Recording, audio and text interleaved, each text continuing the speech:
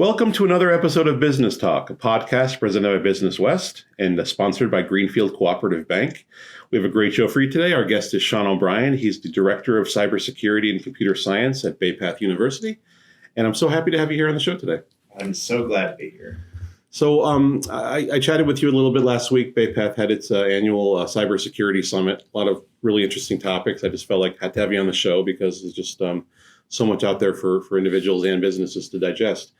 Before we get into it, tell me a little bit about your background and how you got into the cybersecurity field and kind of maybe some stops along the way and how you wound up at Bay Path. So one of the exciting things about cybersecurity is that there's sort of this orthogonal path that everybody takes. Nobody has sort of this straight, hey, I'm going to be a cybersecurity person, or very few. And I didn't start out, obviously, that way. I have been on the internet, for better or for worse, since 1997, when I was like 14, 15 years old, doing websites and development, and kind of jumped into technology, right? And then for the better part of 2 decades, working on servers, system administration, databases. I was at UConn for a while and Yale as well. And really got into cybersecurity because of all of the changes in the internet in the 2010s, right? We saw a huge amount of fluctuation in the way in which people were communicating, of course, but things like cyber war, right? The things that we now sort of take for granted as being part of our sort of global ecosystem and software, that didn't exist before the middle part of, I would say, the 2010s, right? And I got very passionate about privacy. I founded something called Yale Privacy Lab at Yale University for the law school. We try to make people a little more secure, a little more private, and maybe even anonymous, right, with that program. And then I worked with another colleague who was at the summit, Scott J. Shapiro, and we built a cybersecurity program for the Yale law students. So we took folks who are non-technical primarily, right, and great legal minds, certainly, but not technical people. And we got them to use the command line. We got them to do hacks on their own. We would say, here's why strong passwords are important. By the way, here's how to crack a password, right? And reinforcing that, certainly, by showing them, hey, it's this easy to just break a weak password. It takes a few seconds these days, right? That sort of thing really reinforces for the learner, for the student, the information you're trying to get across. Bay Path, an amazing program, really has an innovative approach, which is one of the reasons they recruited me, more or less. They said, hey, you're doing some cool and interesting things with cybersecurity. We're doing cool and interesting things with cybersecurity, so let's hang out. I read you've kind of a short bio on the Bay Path website, and one line stood out, and I'm quoting it exactly, but the gist was, cybersecurity isn't just a technical niche. It affects all of business, law, society. That seems to be true. Are people more aware of that? And in what ways does it affect business that they might not have been aware of 5 years ago? So I think we're looking at a watershed moment, actually. And I know that's dramatic, but people are more interested in this topic now than ever, right? Security is friction. Right. It's a little tedious to lock things up and make sure that you're defending yourself and so on, even in a traditional sense, right? Locking your house, locking up your belongings and so on. Certainly in a digital sense, things get murky very quickly, right? It can slow down processes and so on. So it's kind of been relegated for a long time to this sort of business process kind of world. But now that everybody's online constantly, right? This is going out online. We have these devices in our pockets, which are basically supercomputers. We're surrounded by IoT devices, cameras, thermostats, all this stuff that's connected to the internet, right? Cybersecurity is now a central topic. Okay, so it's sort of encompassed so many aspects of our life. And that's where the intense interest comes from. We also have an AI boom, clearly. Right. Since ChatGPT was sort of released to the public a couple of years ago, give or take, 2 or 3 years ago, there is a real revolution in computing. And people are starting to see how these algorithms can do incredibly useful stuff, but also incredibly dangerous stuff. Yeah. So cybersecurity has now been a big part of the conversation, I think, too, because our traditional internet, which was still murky, was still problematic. We got a little too used to it. And now generative AI is kind of remixing that and turning the tables. I had a specific question about AI, kind of touching on some of the things you just said. But before we introduce that, just kind of like right before AI, what would some of the main cyber threats be for individuals and businesses? Sure. So the main issue with any business is collecting data and securing it, right? And I know that sounds like basic, but even myself, I have to take a data inventory. So the first step is knowing what you have and what you don't have. I always say data is a toxic asset. I'm borrowing that from a cryptographer, Bruce Schneier, who talks about this. He's at the Berkman Center in Harvard, but also writes incredible stuff. But the idea is it's like a battery you put on the shelf, right? It's going to corrode. It's not going to, do very well in the long term. It's not going to be very useful. So that sort of data collection piece has always been central to cybersecurity, I think, before sort of the AI boom. Like talk about data breaches. When the Yahoo breach, which is now almost 20 years ago, that was a major, major breach, huge headlines. Now breaches are so commonplace that we don't even really talk about them or think about them. Which is interesting. Yeah, we just out there, right? So that was there. We had things called botnets, right? These are automated computers that are being controlled by like a command and control computer somewhere. So your grandmother's TV set, or set-top box or router can be controlled by some adversary somewhere on the other side of the world. You get enough of these machines talking together, they can attack websites, they can break stuff down, right? Those kinds of threats have been going on for a very long time. I would say what's going on right now is AI is an accelerating force, right? So we still have these threats. Everything old is new again, but because AI is able to sort of think on its feet, so to speak, it's able to probabilistically like change direction and try certain things very easily. But we have botnets now that are AI powered. Okay, so the number one domain in the world for the month of November was a botnet domain by a botnet called Isura, AI Sura.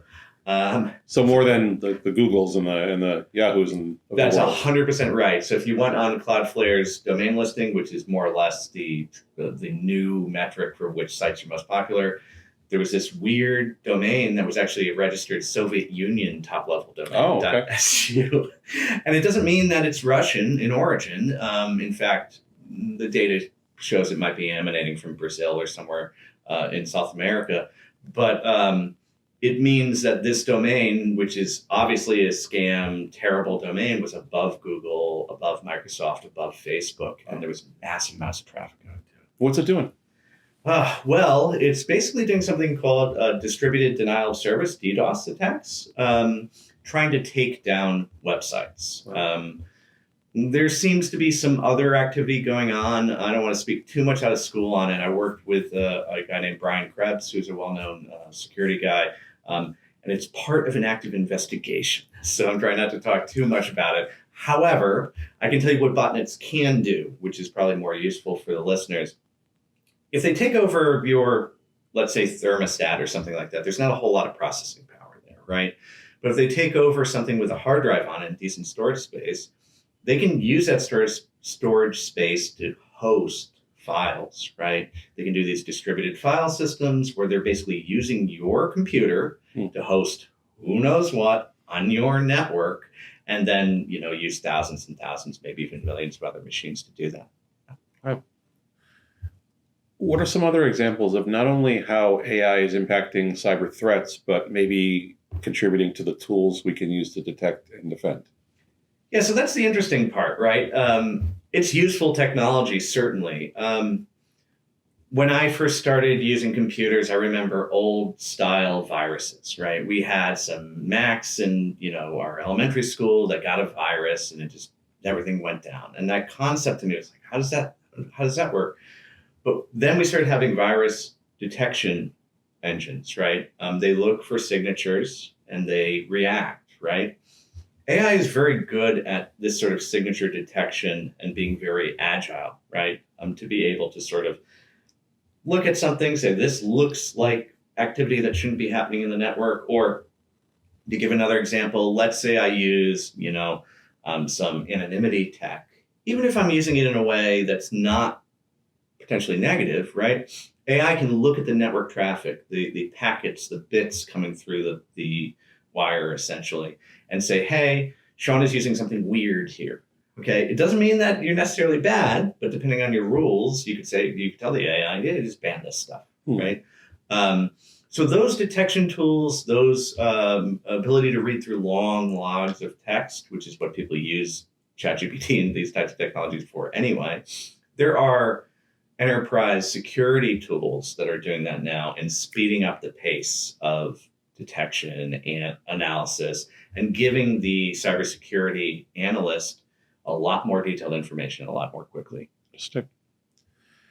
You're listening to Business Talk, a podcast presented by Business West and sponsored by Greenfield Cooperative Bank. We are talking cybersecurity and AI and lots of other interesting things with Sean O'Brien. He's the director of cybersecurity and computer science at Bay Path University. So really mind-blowing high-tech things that we're all trying to wrap our brains around. But a lot of cybersecurity still is in the human element, correct? I mean, how can businesses sort of shore up things on a very human level? The cool thing about cybersecurity, and I sort of talked about it as being like, you talk to somebody in cybersecurity and they come from all over the place, right? That's because of the human element, right? They've purposefully honed their skills in this field to basically have a set of soft skills as well as the technical skills, be able to communicate the information, let's say to the C-suite or non-technical folks, right? That element's not going away. Even though we've seen a shift, certainly in IT careers around AI, where a lot of folks are getting laid off and so on, cybersecurity is still humming along as one of the big, hot career industries, essentially. And that's because humans matter, right? You can get 1 million logs from a machine that say, hey, this thing's being attacked. But unless you know what to do about that attack, unless you've had history, unless you know when not to panic, which is really important and very human. These things require humans to analyze. I'll give an example from this week, right? We've had 3 big outages, the AWS one, Amazon Web Services, with the Azure one, and then just this week we had Cloudflare go down. Now, Cloudflare is the company that protects everybody else from going down. So it's kind of a big deal when they go down. They published, and were very transparent. I just read through this morning their blog post about it, exactly what happened, how it went down. The interesting piece for me was they initially assumed that this botnet I was talking about, the one that had so much traffic flowing through it, was attacking them, right? And they published screenshots of their own chat logs saying, oh man, this is the botnet. This is a big one, right? That's a very human sort of response. What they didn't do was freak out and say, oh, we're getting attacked. And they actually went through and looked in a very rational way. And they said, oh, by the way, this isn't the botnet attacking us. They're not. They could have blamed them and just published a press release and been done with it. But they were very honest and went through and said, actually, we misconfigured our machines, essentially. We have some bad source code. And they showed the source code of how they sort of misconfigured the way they handle errors. And they accidentally broke their own network, essentially. Now, that's also a very human thing. But I will say, even in that discussion, even in that post, the only reason it sort of reached the kind of scale that it did was because on the back end, they're using AI analysis, generative AI analysis so it got sort of like falsely amplified, something that would have been small. Sure. Is AI making it more challenging for businesses to, I'm trying to ask this question in a roundabout way. You talk about the weak link in a company and just clicking the wrong thing. Do businesses have to be more aware of that part of the human element when they're because the threats and attacks can be so much more sophisticated? So the only consistent thing in cybersecurity is email. Okay, email's not going anywhere, and it still accounts for somewhere around 90 to 95% of all initial infiltration of an organization. Right? We have all seen the phishing emails and people trying to teach us not to click on things. AI is making that harder. When somebody can read my emails, put them into a generative AI chatbot, an LLM, and then train that LLM to respond in a way that I would be receptive to, right? Because it mimics you or mimics someone else who I've talked to, I'm much more likely to click on the link. Sure. Right. So in that sense, even though the attack vector of email hasn't changed, the sort of playing field around email is changing. Most threats to an organization still, just like email is the problem, but it's not the only problem. Certainly cell phones, we have smishing, as they call it, like phishing, but via SMS text, right? But we have what I guess folks call insider threats, right? Nobody wants to be an insider threat if you're an honest, hardworking individual in an organization. However, you can become one by accidentally doing something you shouldn't do or clicking on the wrong thing, et cetera, et cetera. There are also insider threats that are disgruntled employees, folks who are looking to do another job, folks who are, so-called moonlighting, doing some other work on the company dime. These are still traditional problems, but AI tends to amplify them. If I were going to copy a bunch of files from an organization and copy them to a thumb drive and exfiltrate them in cybersecurity terms outside the org, that's one thing. But if I now take that and I shove it into an LLM, right, and I train, the AI on that, that's way worse. Yeah. So we're starting to see sort of amplification of these older tactics. Interesting. Yeah. And one part of the cybersecurity summit recently at BayPath was a career panel. Talk about some of the career opportunities and what kind of a field this is for people wanting to get into something interesting and fast moving. Sure. So one of the reasons I keep emphasizing the non-technical nature of cybersecurity is because I think that tech can scare people. First off, we're talking about things that are actually scary, like things that keep me up at night, right? But also, people don't want to feel like they're going to be a code monkey, so to speak, sitting at a keyboard all day and so on. So I try to emphasize the more exciting edge cases, the sort of weird and interesting stuff that we can do in cybersecurity. And that's one of the reasons I demoed smartphone apps at the summit. That's something people don't think about enough in the cybersecurity context, right? So cybersecurity is wide-ranging. There are people who analyze malware, right? They look at what's in our software and how it spies on people and breaks their stuff and steals their info, let's say, right? Or their crypto wallets, even drains your Bitcoin wallet, those kinds of things. There are folks who do digital forensics work, right? They may be looking at evidence and preparing it for a court case or even a civil case, right? Or even just an investigation or an audit, right? Auditing an organization, digital forensics work. There are folks who work at a security operations center. We have a cyber range here at Union Station that the Cyber Trust Mask people run, which BayPath, of course, has access to. I'm going to go to in a little bit. But that's a very burgeoning field, being the individual who looks at a dashboard, sees all the information coming in, and sort of makes conclusions and reports, and even postmortem analysis, right? Even after something has gone wrong, you need the individual who's going to say, well, here's how it went wrong, right? And provide that report to the C-suite and so on in an organization. Then there are folks who are, actively really, really into building tools, right? There are folks who are programmers, have that sort of background already. We're doing tooling. And the area that I'm really interested in, especially with our cohort at BayPath, that's sort of coming sometimes a second career, like from accounting or some of these other, or an MBA, and they're doing the cybersecurity classes as well. I want to have folks who are managers, essentially, who are able to take all of this information, come up with security plans, risk management scenarios, talking about, security architecture and those kinds of things, because those don't change no matter what goes on with the technology. And in my time, right, and like I said, I've been doing this since I was a kid, essentially, I have seen technology shift so much. The fundamentals, those things don't change. Do you feel like, considering everything you've just said, that cybersecurity will become more wrapped up in all kinds of different businesses that might not have considered it 10 years ago? Sure. So again, it's almost becoming strange to talk about cybersecurity so much, because what is not cybersecurity these days, right? Yeah. It's like when people talk about crime and they talk about cybercrime as if it's a separate thing. It's like, no, it isn't anymore, right? What isn't cybercrime? Same thing with cybersecurity. We have so much of our lives going through digital systems, all of our communication, everything we're doing collaboratively. So cybersecurity is literally everywhere. So there, of course, there will always be positions and so on there. What's happening now, which is really interesting from sort of a pedagogical, like a curriculum. I'm an educator, right? I like to educate people. I also obviously am building this program and, revamping the curriculum and trying to keep things up to date all the time. I've had this discussion with other colleagues.